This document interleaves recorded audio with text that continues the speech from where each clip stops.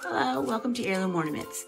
In this series of videos, I'm going to show you how to use basic beginner painting techniques to make beautiful flowers on your ornaments. I've broken them into separate videos just so they'll be even easier to follow.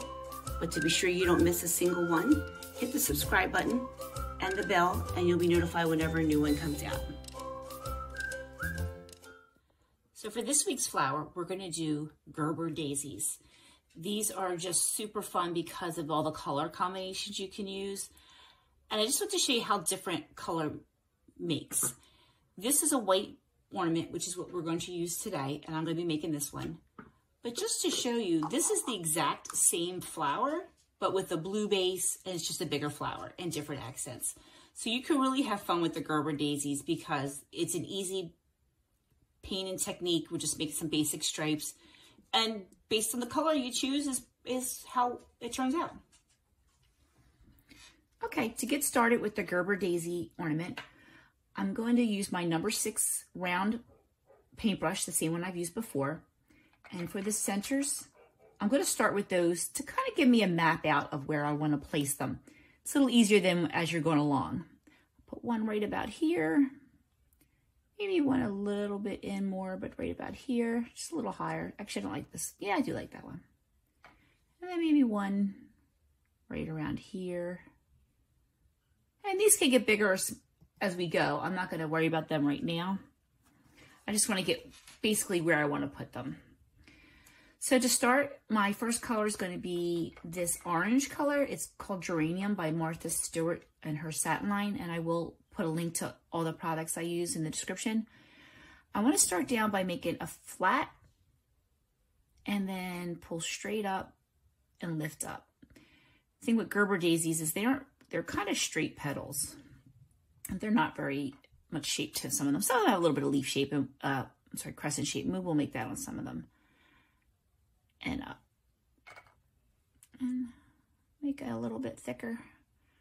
What I'm doing is putting out my 4 sides. It kind of gives me a better idea of where I'm going. Because if you try to just go around, they don't bunch up. They bunch up and they don't look as nice. So I'm going to start over here. Now that I have the basic shape of where I want it, now I'll fill in my others. And some of them I'll take a little bit of white and fill it in with that orange. Kind of gives a distinction between the petals, but they are eventually going to overlap. So down and up, push down and pull up.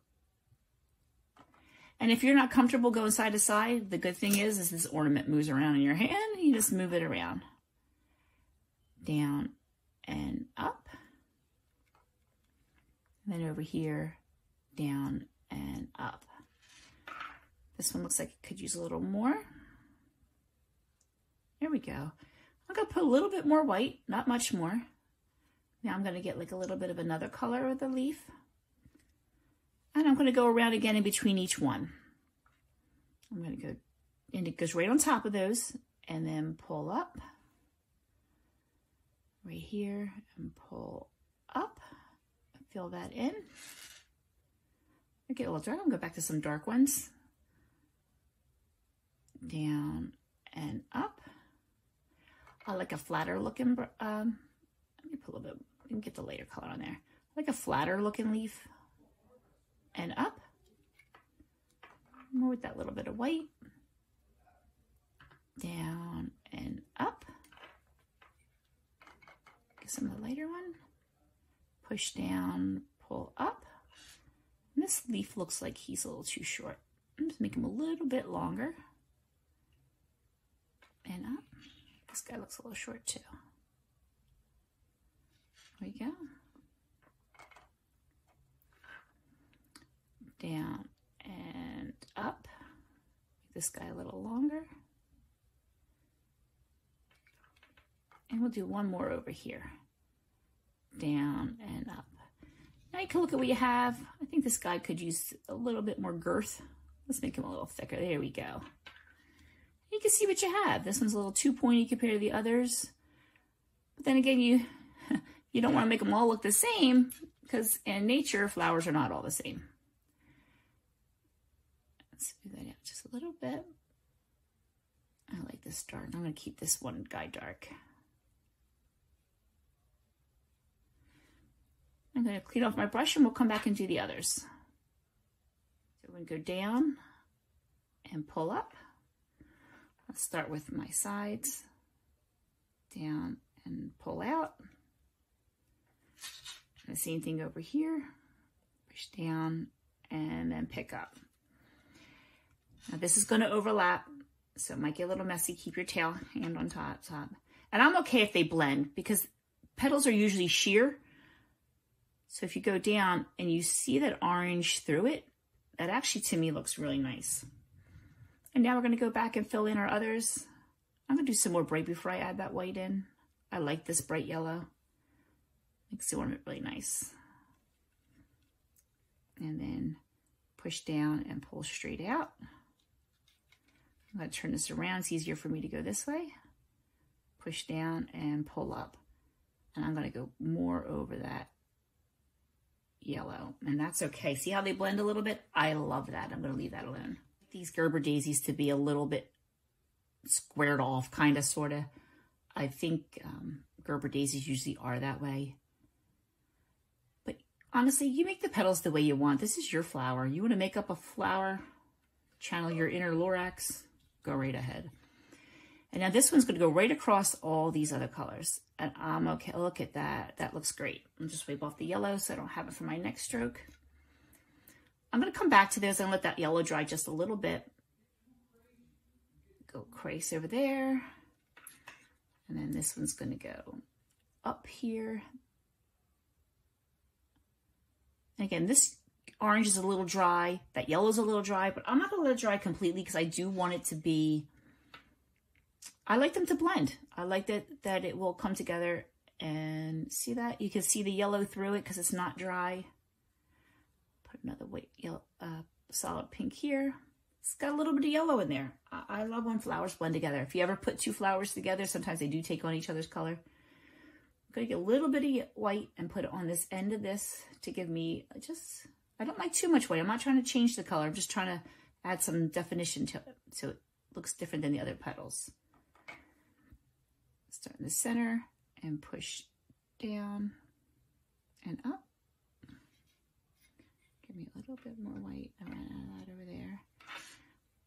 And then we're going to go over here.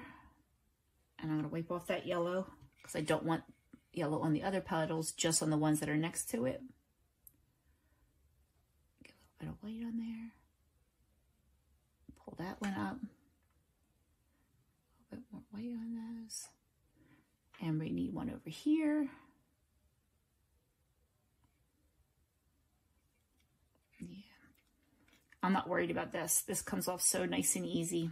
In fact, let me just show you what I use. I use a cotton swab. I just go across. And if it doesn't come off easy for you, this is just regular old rubbing alcohol. Squeeze it on the tip there. And I just go around.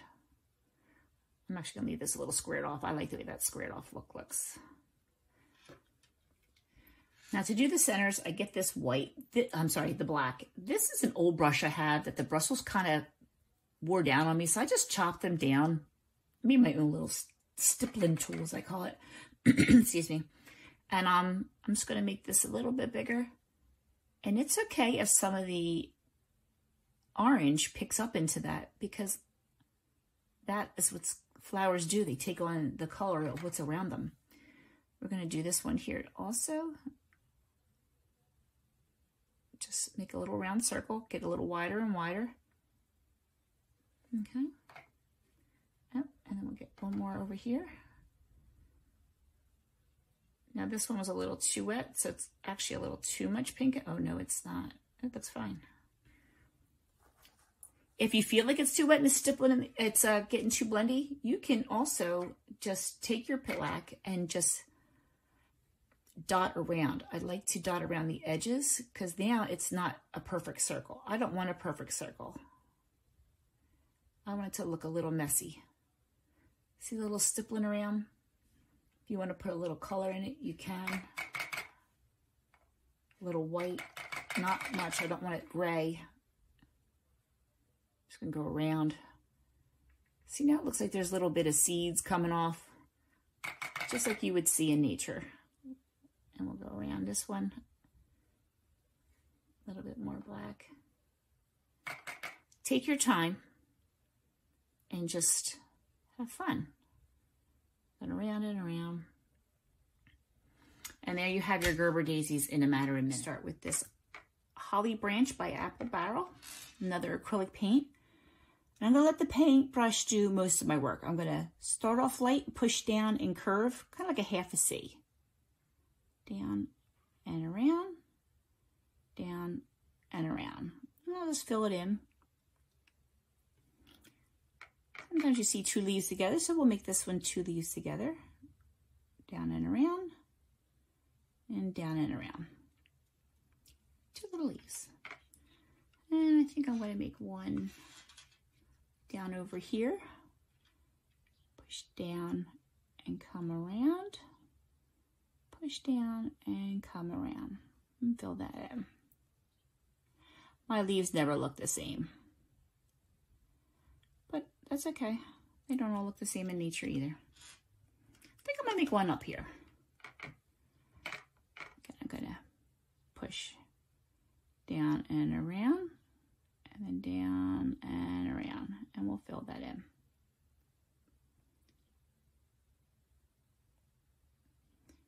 And that's all I'm going to do for the base of the leaves. And then with my liner brush, I'm going to fill it up, and I'm going to make the leaves that connect it to the flowers. But I don't like to just make the leaves connect to the flowers. I like it to swirl through. This is a little scary to some people, but I don't mind. Rounds and right across. And I'll go back. The trick to this is really having a lot of paint on your brush so it slides nice.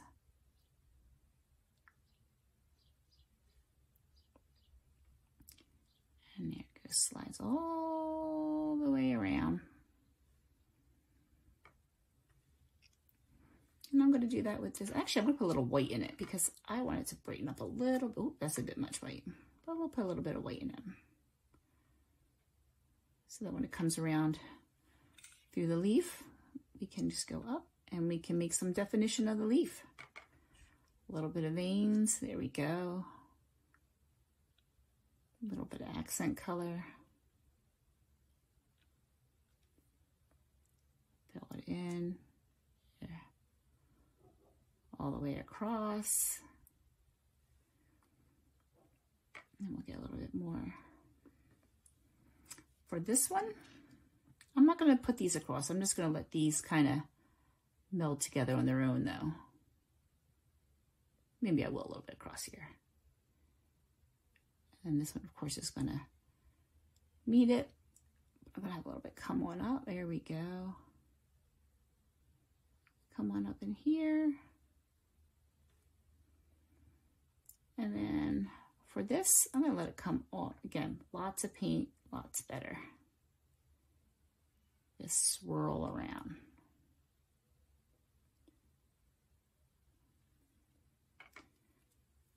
And then the one over here that we kind of left off, I'm going to swirl him around too, but I'm going to come from this angle because it's a little easier for me.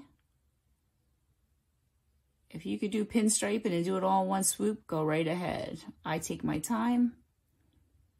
I like to make it swirl around. And I'm not a pinstriper, so I do it my way. We got a little one here. Just going to make this one come up through here. They don't all have to be fancy. A little bit of white, there we go. A little bit of white gives just a little bit of color. And when you do it while it's still wet, it makes it really nice. Okay. And if you want to do some swirls that aren't even attached to the leaves, you could do that as well. I'm going to come around here. Full brush. I like a big S. All the way around. I want him to curl in a little bit more. And do another one here. And even though I'm not doing this double-sided, I like it to wrap around to the other side. Get this a little darker. And if you want to add in some additional dots, you can do that. I like to do that with a dotter. Have fun with it. Okay, one last important step before we're finished really is to initial it and clear coat it. Either you can seal it with Mod Podge or again with any one of your favorite sealers. And then that's it. Then you're done. Then you just need a bow and you're done.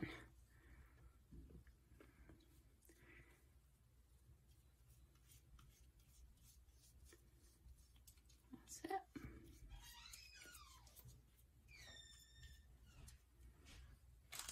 And of course, just a little bit of glitter. Always gotta have a little bit of glitter. This part's optional, except for me. It's never optional.